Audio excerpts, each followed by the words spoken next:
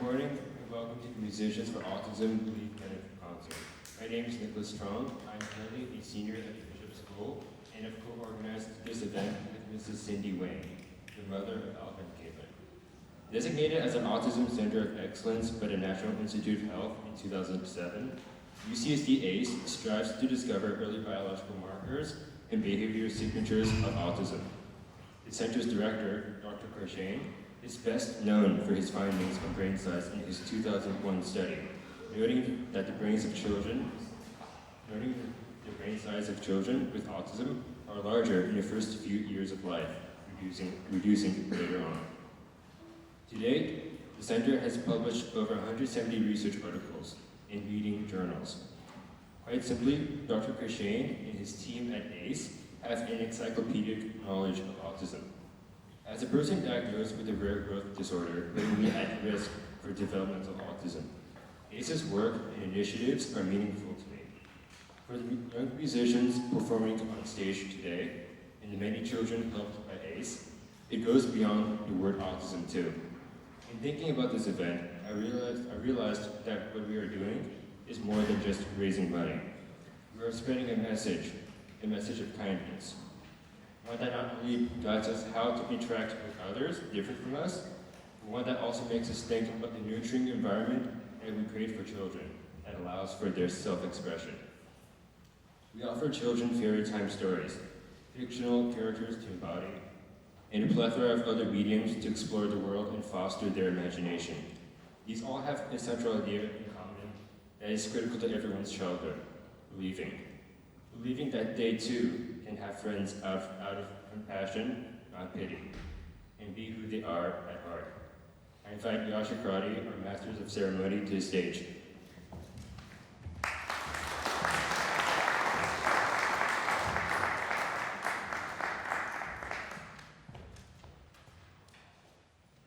Good evening, everyone.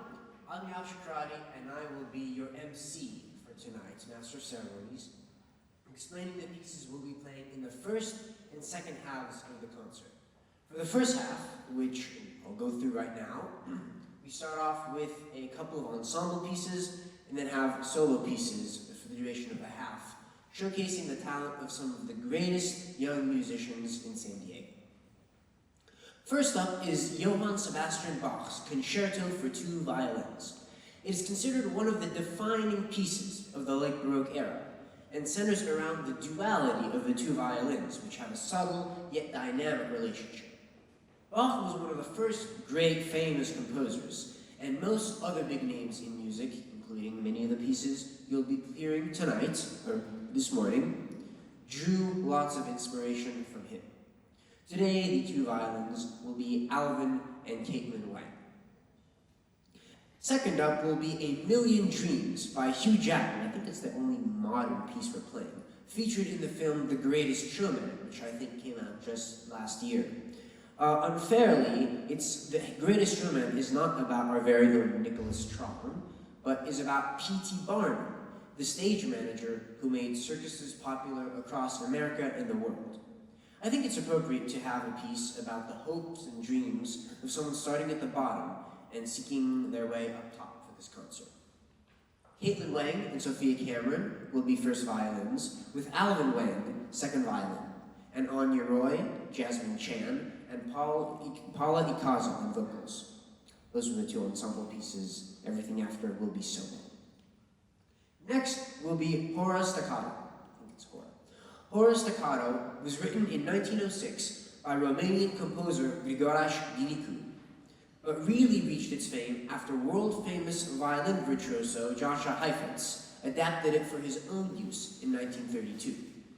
The piece is a favorite of violinists and fiddlers because it requires incredible technique and ability when it comes to playing the staccato notes, which Leah Parsegian will be performing for us this morning. Leah will also be playing, after that, Vivaldi's Violin Concerto No. 2 in G minor, more commonly known as Summer, from Vivaldi's collection The Four Seasons. The piece is like an audio poem. It's written from Vivaldi's inspiration living in the countryside, and you can hear motifs like farmers grazing cattle, hunting parties on the search, blustery summer storms. You can hear all these themes in the piece. And if you listen really closely, you can hear the best part about summer, which is no school. Vivaldi hated school. After that will be Alvin Wang up on stage again, playing Mozart's Violin Sonata 21. Mozart was living in Paris in 1778, and he got word that his mother, whom he loved very much, had passed away. In grief, stuck in a foreign country, Mozart wrote the sonata as a way to cope with sadness, and the tragic tone can be heard radiating from the piece.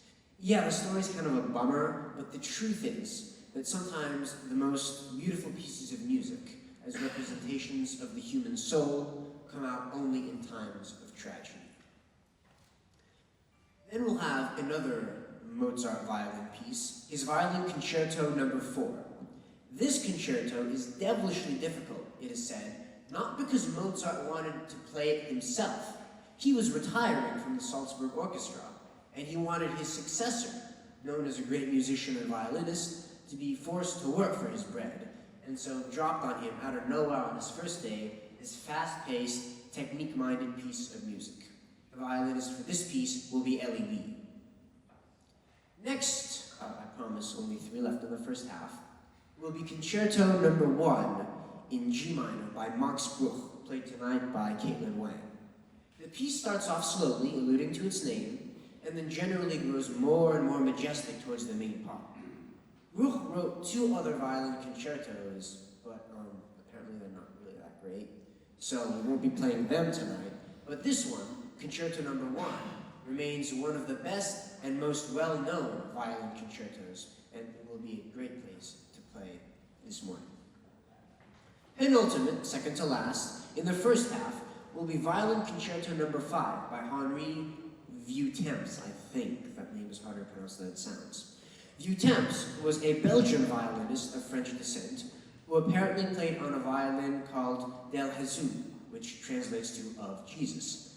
I guess it says a lot about a musician if their violin takes on divine status, but I'm sure that Kaden Jiang, who is playing this piece for us this morning, will be more than able to handle the technique involved. Last but not least, for the first half, will be Gypsy Airs by Pablo de Sarasate. Alluding to its name, it is themed on the folk music of the Roma people, then known as Gypsies. This is weird. Apparently, Gypsy Airs plays the central role in a Japanese film from the 1980s. Apparently, an old gramophone recording of the piece obtains supernatural powers and then haunts the main character. I don't know, I haven't seen it, and unfortunately we won't be playing the movie tonight, but Elliot Park will, of course, be playing the actual Gypsy Airs piece, so you can just imagine the rest of the supersonic horror movie from there. So those are the pieces in the first half, and I'll be back again to present the pieces for the second half, which will be after Gypsy Airs. We don't have an intermission, but there will be some moving around of props on stage, so that'll mark the end of the first half and the beginning of the second.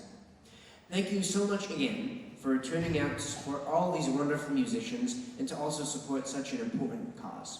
Sit back, relax, and enjoy the show.